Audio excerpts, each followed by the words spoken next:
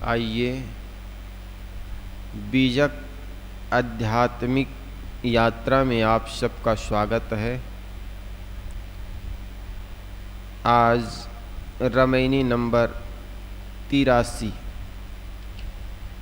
जिसमें क्षत्रियों के धर्म का वर्णन करते हैं।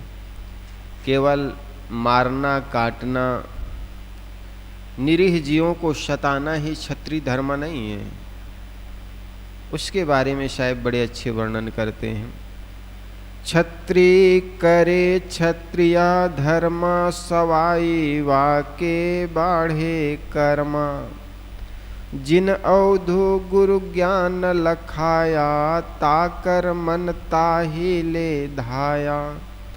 क्षत्रिय सो जो कुटुंब सो जूझे पांचों मेटी एक कै बूझे। जीव मार जीव प्रतिपारे देखत जन्म आपनो हारे। हाले करे निशाने घाऊ जूझ परे तह मन मथ राऊ।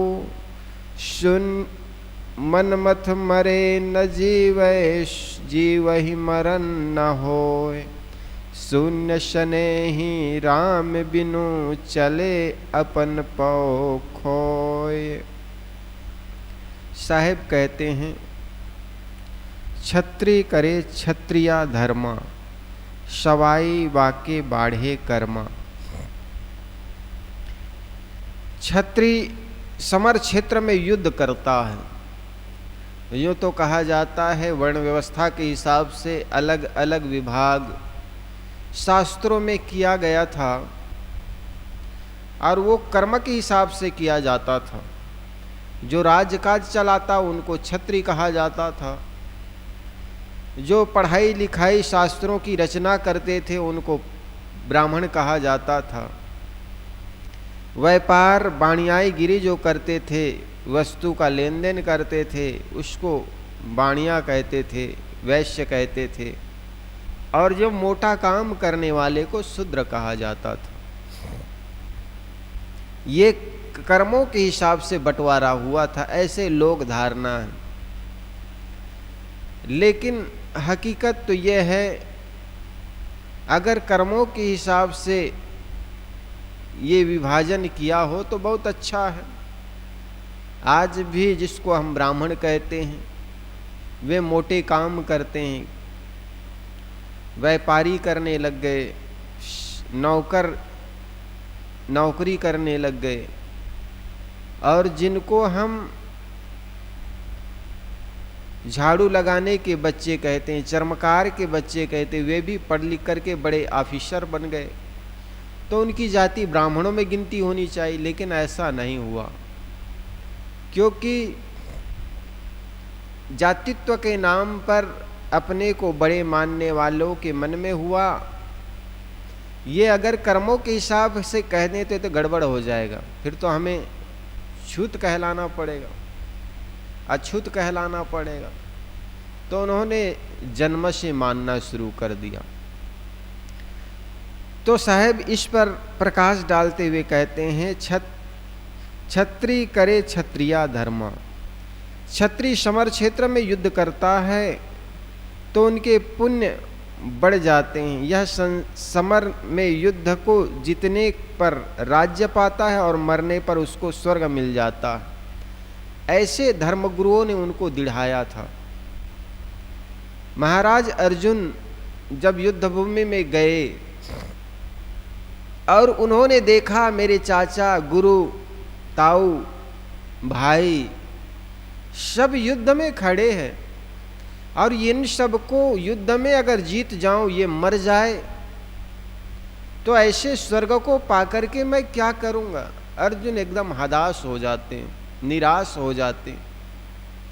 लेकिन महाराज कृष्ण उनके अंदर ऐसे युद्ध की भाव भरते हैं कि अगर तुम युद्ध में विजय प्राप्त करते हो तुम्हें राज्य मिलेगा हस्तिनापुर, अगर मर जाते हो तो तुम स्वर्ग के अधिकारी बनोगे। इतना दिढ़ा देते हैं कि युद्ध करने के लिए वे मजबूर हो जाते हैं। ठीक ऐसे ही धर्मगुरु लोग दृढ़ाते चले गए। क्षत्रिय एवं राजन्य का धर्म है कि वह प्रजा की रक्षा करे। छत कहते हैं चोट को और त्राण कहते हैं रक्षा को। क्षत्रिय अर्थात जो रक्षा करे।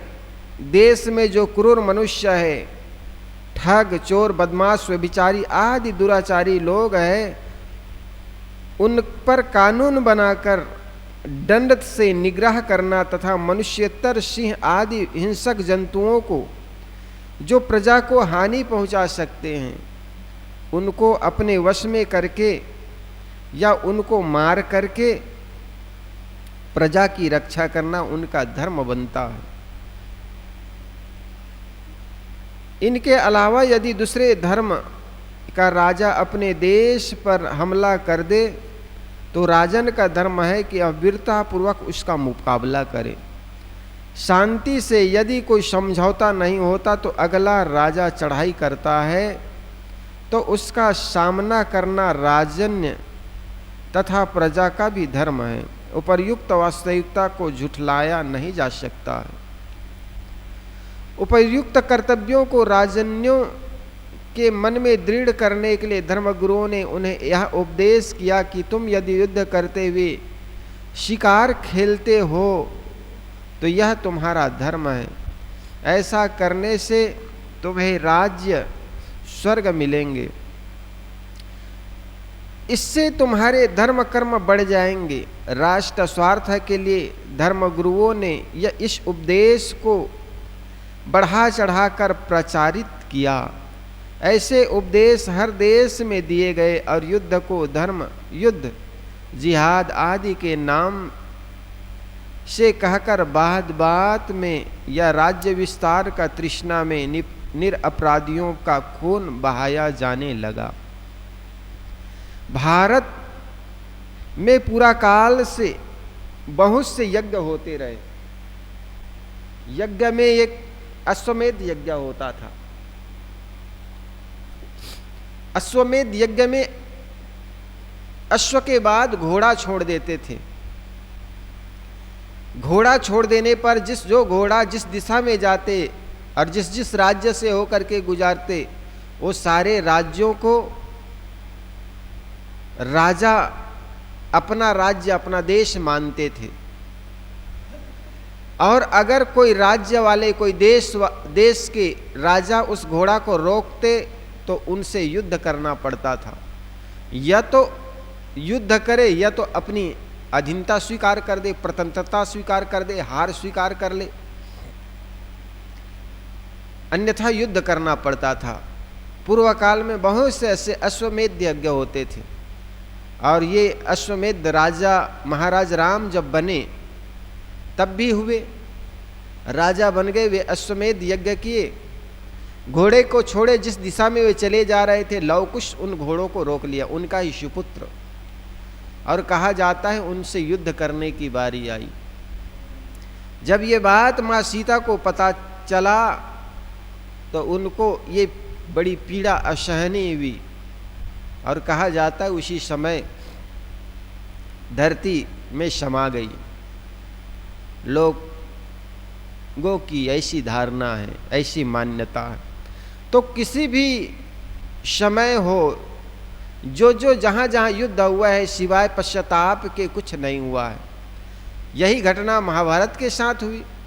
जब पूरे युद्ध हो गए, अधिकतर स्त्रियां विधवा हो गई, तब धर्मराज युधिष्ठिर अपने को कितना पश्चाताप में डुबो दिए। ऐसे राज्य जो रक्त से रंजित है, अपने ही लोग माताएं विधवा है, ऐसे राज्य में उनको स्वयं को बड़ा दुखदाई महसूस होने लगा, बड़ा कष्ट, बड़ा पीड़ा महसूस होने लगी। तो इस प्रकार वैदिक कहलाने वाले धर्मगुरुओं ने क्षत्रियों को अश्वमेध करने का उपदेश किया और कहा कि यह राज्य का विस्तार तो करेगा ही, मर जाएगा तो आपको स्वर्ग की प्राप्ति भी होगी, स्वर्ग का देने वाला और समस्त पापों का नाशक भी है। इससे एक अश्वमेध आगे कर पीछे राजा की सेना चलती थी, और वह अश्व जिस राज्य में जाता था वह सब अश्वमेध करने वाले राजा का हो जाता था। जो राजा अश्व को रोकता था उससे अश्वमेध करने वाला राजा युद्ध करता था। यदि उसको परास्त कर दिया जाता तो उसके राज्य को अपने राज्य में मिला लेता था, या उससे कर लेकर अपनी अधीनता स्वीकार कर ली जाती थी। इस प्रकार निरपराध राजाओं तथा उनकी प्रजाओं को पीड़ित कर तथा राजाओं का खून खराबा पीछे अश्वमेध यज्ञ होता था। तब उस यज्ञ में दिग्विजयी अश्व मारकर उनकी चर्बी से हवन होता ही था। 300 अन्य पशुओं को भी खूंटों में बांधकर मारा जाता था तथा उनका हवन होता था। यह अश्वमेध यज्ञ पुरोहितों एवं धर्मगुरुओं से प्रेरित क्षत्रियों के लिए लूट का साधन था। इससे अन्य राजे पीड़ित होते थे, प्रजा तथा सेना तबाह होती तथा मारी जाती थी। यज्ञ में सैकड़ों पशु मारे जाते थे। इस प्रकार यह अश्वमेध यज्ञ पूरा महापाप का रूप होता था। हाँ, इसमें एक पुण्य होता था कि प्रजा का एकत्रित धन राजा द्वारा पुरोहितों को मिल जाता था और पुरोहित उसका उपभोग करते थे। यह अश्वमेध के नाम पर लूटपाट, तबाही, हत्या करना छात्र धर्म था। मुगलों ने भी जिहाद के नाम पर यही लूटपाट तथा हत्या करना उनका राजधर्म माना और उन्होंने पूरा काल से एशिया के बहुत बड़े भूभाग को रक्त रंजित कर दिया। विश्व के राजाओं तथा सम्राटों की राज्य लिप्सा को उनके धर्मगुरुओं ने धर्म के नाम पर खूब बढ़ावा दिया और वे आए दिन एक दूसरे से लड़ते रहते तथा खून खराबा करते रहे। महाभारत युद्ध यदि हुआ है तो निश्चित ही एक वह विनस्ते एक गुणात्मक स्थिति को पहुंचा गया था। परंतु धर्मगुरुओं ने गीता में जो उनकी प्रशंसा का पोल बांधा है, नाना छल छद्मों से पिता, पितामह, भ्राता, पुत्रों, संबंधियों एवं पूज्य गुरुओं की हत्या को धर्म कहा है, वह एक कटुकारिता, चाटुकारिता तथा हत्या को बढ़ावा देना है। राष्ट्र रक्षा प्रत्येक राष्ट्र का कर्तव्य है, परंतु युद्ध को बढ़ावा देना मानवता के साथ शत्रुता है। युद्ध से कभी किसी का कल्याण नहीं होता। ऋग्वेद के ऋषि कहते हैं, जहाँ मनुष्य अपनी ध्वजा लेकर युद्ध करने के लिए इकट्ठे होते हैं, जिस युद्ध में किसी का कोई हित नहीं होता और जहाँ सुख शांति रूपी स्वर्ग के दर्शन चाहने वाले भय करते हैं, वे इंद्र और वरुण। हे ज्ञानियों, ऐसी स्थिति के लिए हमें हितकारी उपदेश दो। युद्ध में स्वपक्ष विपक्ष किसी का हित नहीं होता। सुख शांति के इच्छुक युद्ध से बचना चाहते हैं। आदमी अपने देश के मरते हैं तथा दूसरे देश के आदमी तो आदमी ही है, उनकी रक्षा होनी चाहिए। युद्ध के बाद तो केवल दुख बचा रहता है। महाभारत युद्ध को धर्म युद्ध कहकर जो राग अलापा गया, उनके बाद बचे हुए कौरव का केवल रोना ही था। किंतु पांडवों के पास भी रोने पछताने के अलावा क्या था? युद्ध के पहले तो जो अर्जुन ने कहा था कि युद्ध में सारे परिवार को मारकर पाप ही होगा, पुरुषों के न रह जाने पर पीछे से स्त्रियां वर्णशंकर बच्चे पैदा करेंगी इत्यादि, अर्जुन की यही बात अंततः सिद्ध हुई। युद्ध में अपने विजय के बाद युधिष्ठिर अनुताप से पीड़ित होकर कहते हैं, मैं अपने सहोदों का विद्रोही और अविवेकी हूँ। वैसे वैसे श्रेष्ठ सुहृदों का वध करके अब मुझे जीवन, राज्य अथवा धन से कोई प्रयोजन नहीं। इस प्रकार महाभारत के स्त्री पर्व में धर्मराज युधिष्ठिर ने कहा है। हम लोग लोभ व मोह के कारण राज्य लाभ के सुख का अनुभव करने की इच्छा से दंभ और अभिमान का आश्रय लेकर इस दुर्दशा में फंस गए हैं। हाय, हम लोगों ने यह तुच्छ पृथ्वी के लिए आबद्ध राजाओं की भी हत्या की है। अब हमें छोड़कर बंधु बांधवों से हीन हो अर्थ भ्रष्ट की भांति जीवन व्यतीत कर रहे हैं। जैसे मांस के लोभी कुत्तों को अशुभ की प्राप्ति होती है, उसी प्रकार राज्य में आसक्त हुए हम लोगों को भी अनिष्ट प्राप्त हुआ है। अतः हमारे लिए मांस तुल्य राज्य को पाना अभिष्ट नहीं है, इसका परित्याग ही अभिष्ट होना चाहिए। इस प्रकार युद्ध के बाद विजित ही पीड़ित होता है ऐसी बात नहीं, किंतु विजयी के पास भी केवल अनुताप एवं मानसिक कलेश ही रह जाते हैं। युद्ध में रत रहने वाले राजा देश के लिए रचनात्मक काम नहीं कर पाता है, क्योंकि जो आदमी जीवन भर लड़ाई भिड़ाई में लगा रहेगा वह व्यक्ति राष्ट्र के हित में कैसे काम कर पाएगा। सारा जीवन वही युद्ध मार काट के बारे में उनके मन में विचार आते रहेंगे। महान कहे जाने वाले सिकंदर, जिनको ले कहा जाता है कि वे भारत के यूरोप और एशिया के बहुत बड़े भूभाग पर विजय प्राप्त कर लिए, लेकिन विजय प्राप्त करने के बाद क्या हुआ? अनुताप, पश्चाताप। वे प्रजा को सुख दे नहीं पाए, बल्कि पश्चाताप करते हुए इस दुनिया से वे चले गए। भारत का सम्राट और भारतीय नेपोलियन कहा जाने वाला समुद्रगुप्त, जो कि ईसा के 4वीं शताब्दी में हुए, जीवन भर युद्ध करते रहे, दिग्विजय करता रहा, इसलिए वह अपने राजकाज में विशेष रचनात्मक कार्य नहीं कर सका। परंतु उसी का पुत्र चंद्रगुप्त विक्रमादित्य,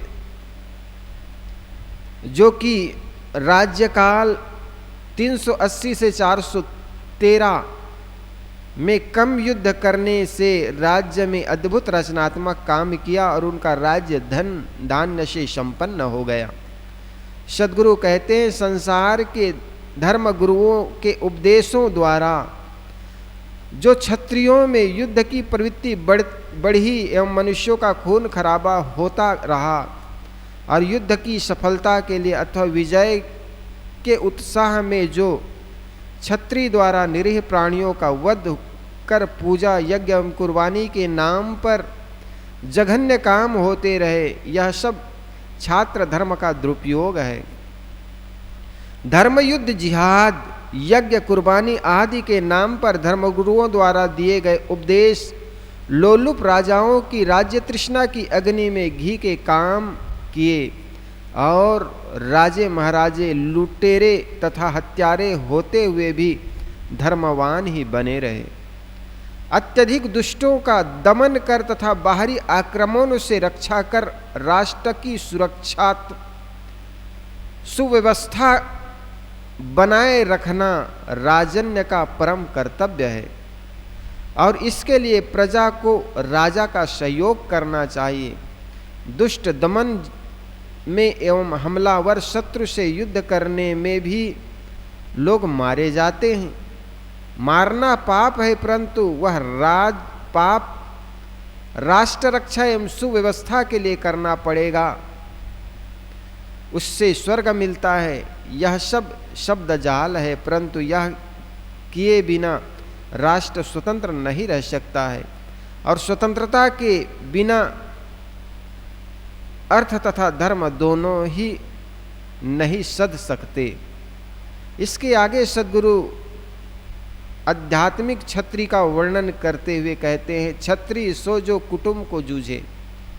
कुटुंब कौन है? परिवार कौन है? एक इंसान का। हमारी इंद्रियों को ही वे कुटुंब कहते हैं। छत्री सो जो कुटुंब को जूझे, अर्थात हमारी 5 इंद्रियां हैं। आँख, नाक, कान, मुख, जीव एवं त्वचा।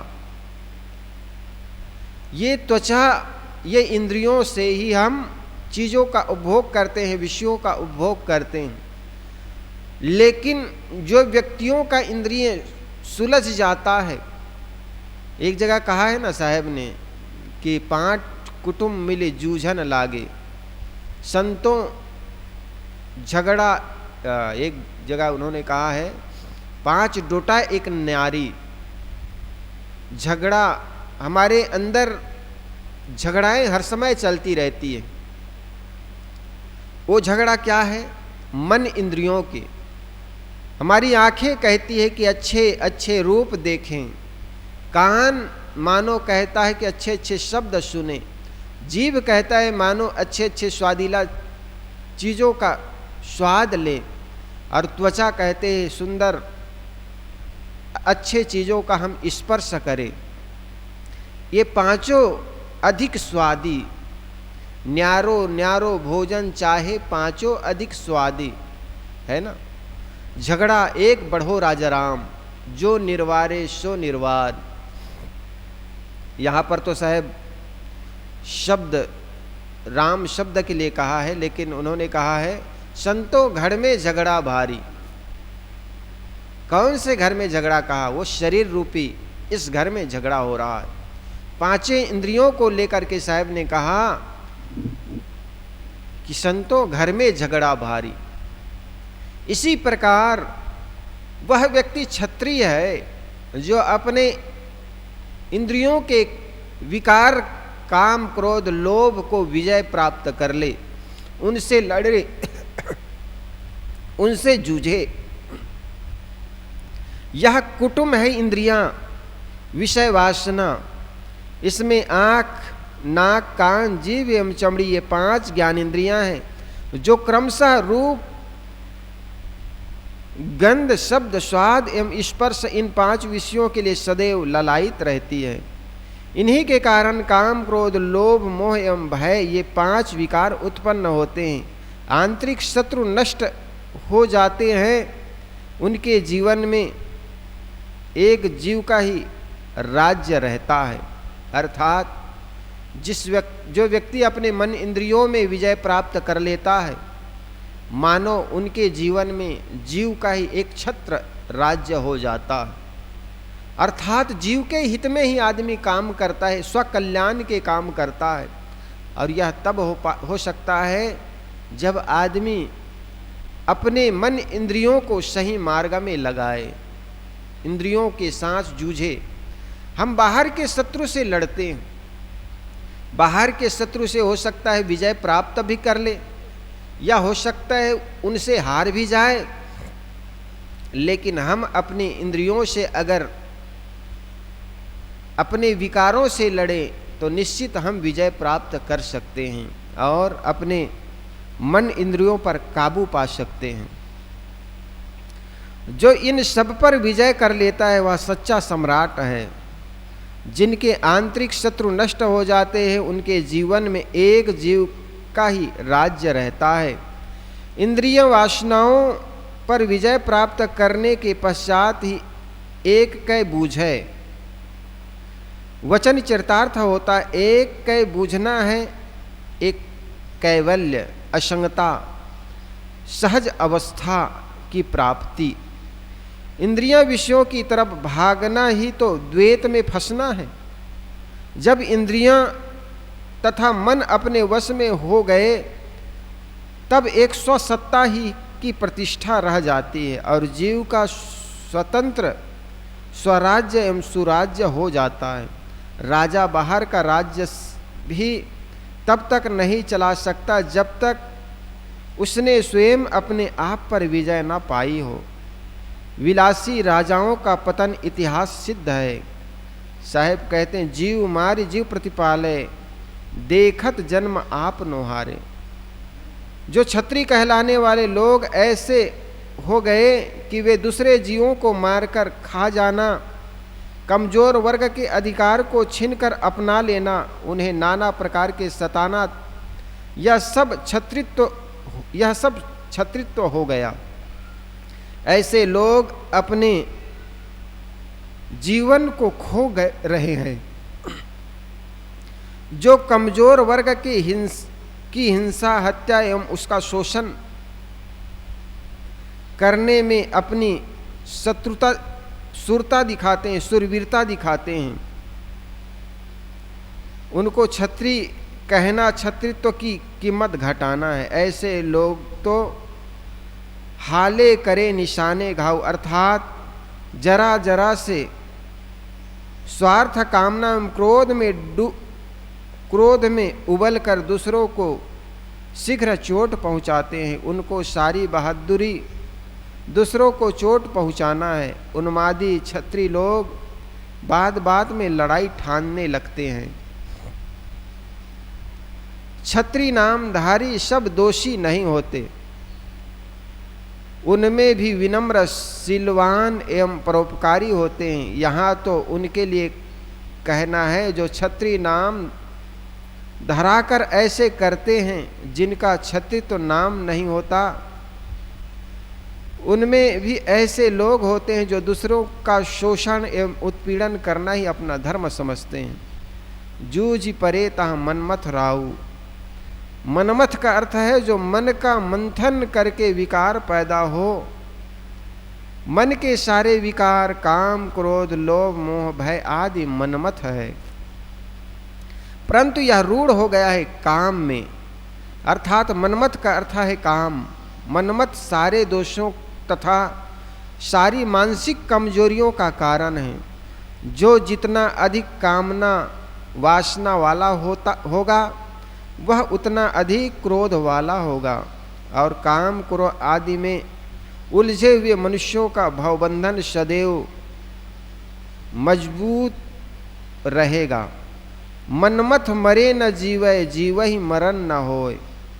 यहाँ पर सद्गुरु अध्यात्म की गहरी बात कर रहे हैं। वे कहते हैं कि जब मनमथ पूर्णतः मर जाता है और वह फिर से नहीं जीवित होता, तब जीव का मरण नहीं होता।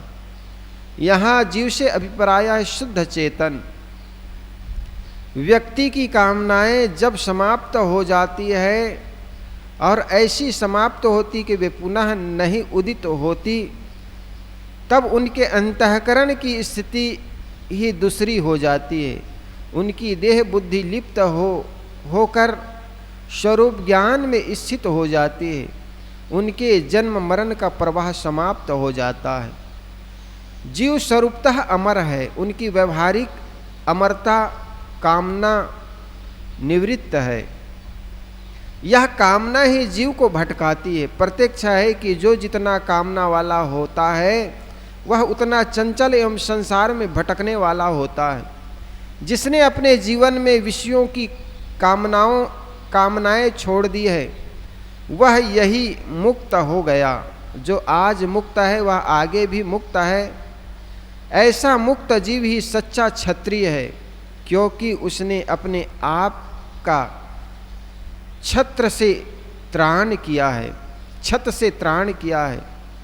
उसने पांचों को मेट कर एक को बूझा है। शून्य सने ही राम बिनु चले अपन पव खोए। एक काम है दूसरे राम हैं। जब जब हम कामना की ओर दौड़ते हैं हम राम से दूर हो जाते हैं, और जब जब राम की ओर जाते हैं समझो हम कामनाओं से मुक्त हो जाते हैं। महाराज गोस्वामी को इसी बात को लेकर कहा, जहाँ राम नहीं काम है, जहाँ काम नहीं राम, तुलसी दोनों न बने रवि रजनी एक ठाम। जहाँ सूर्य का प्रकाश होता है वहाँ रजनी नहीं हो सकती, वहाँ अंधकार नहीं हो सकता है। और जहाँ अंधकार होता है वहाँ सूर्य का प्रकाश नहीं होता है। इसलिए उजाला का अस्तित्व है, अंधकार का अस्तित्व नहीं है। उजाला के आते ही अंधकार दूर हो जाती है। साहेब इसीलिए कहते शून्य सने ही राम बिनु चले अपन भाव खोए। जो शून्य के सने ही है, जहाँ कुछ नहीं उसको प्रेम करते हैं, बाहर भगवान मानकर, ईश्वर मानकर, खुदा मान करके बाहर कहीं भी ईश्वर की कल्पना करता है। कल्पना मतलब शून्य। साहेब कहते वह व्यक्ति अपन पाव को खोता है, अपनी आत्मा को खोता है, अपने सत्व को खोता है, वह कल्याण से दूर हो जाता है। इसलिए करना क्या है? शून्य से नहीं राम बिन चले अपन पाव खोए, मनमथ मरे न जीवे जीवहि मरण न होए। साहेब कहते हैं मनमथ मरे न जीवे। जो काम क्रोध लोभ में जीने वाला व्यक्ति वो मरता है, जीता नहीं। मनमथ मरे न जीवे, और जीव ही मरण न हो। समझो वो आदमी जीते जी भी मर गया। शून्य स्नेह ही राम बिनु। जो व्यक्ति ये कहता है आत्मा तो कुछ नहीं है, भगवान सब कुछ है, यह मान करके बाहर बाहर दौड़ता है, वो शून्य के स्नेह ही है। और वह अपने सत्व को, अपने आपा को, अपने स्वरूप को खोता है। इसलिए निज स्वरूप को समझ करके अपने मन को, इंद्रियों को बहिर्मुखता से हटाकर निज स्वरूप को जानने की चेष्टा करनी चाहिए। और उसी में अपने निवास बनाकर, अर्थात अपने स्वरूप को समझ करके उसमें स्थिर होने का प्रयास करना चाहिए। यही सद्गुरु कबीर का मूल उपदेश है। साहेब कहते छत्री वह नहीं है जो बाहर के शत्रुओं से लड़ करके, निरीह प्राणियों को मार करके अपना राज्य स्थापित करे, बल्कि छत्री वह आदमी है जो अपने मन इंद्रियों के विकार को समाप्त करके अपने आपा को, अपने सत्व को समझ करके अपने स्वरूप में स्थिर होता है, वह आदमी क्षत्रिय है। इस प्रकार क्षत्रिय धर्म का वर्णन करते हुए सद्गुरु कबीर यहाँ पर अपना प्रसिद्ध पद क्षत्रिय करे क्षत्रिय धर्म, शवाई वाके बाढ़े कर्मा, जिन अवधु गुरु ज्ञान लखाया, ताकर मन ताही ले धाया। क्षत्रिय सो जो कुटुंब को जूझे, पांचों मेट एक कै बूझे, जीव मारे जीव प्रतिपारे, देखत जन्म आप नो हारे। हाले करे निशाने घायु, जूझ परे तह मनमथ राऊ। मनमथ मरे न जीवे जीवहि मरण न होय, शून्य स्नेही राम बिनु चले अपन पव खोए। आदि काम क्रोध मर जाए वे न जिए। जो जीव को अमृतत्व की प्राप्ति हो परंतु अंत में शून्य हो जाने वाले संसार के भोगों के प्रेमी राम को समझे बिना अपने स्वरूप भाव को खो चले, अर्थात स्वरूप ही राम है, इस तत्व को जाने बिना अपने आपा को विस्मृत कर बाहर राम को खोजते रह जाते हैं। वे लोग अपने आप को जान नहीं पाते।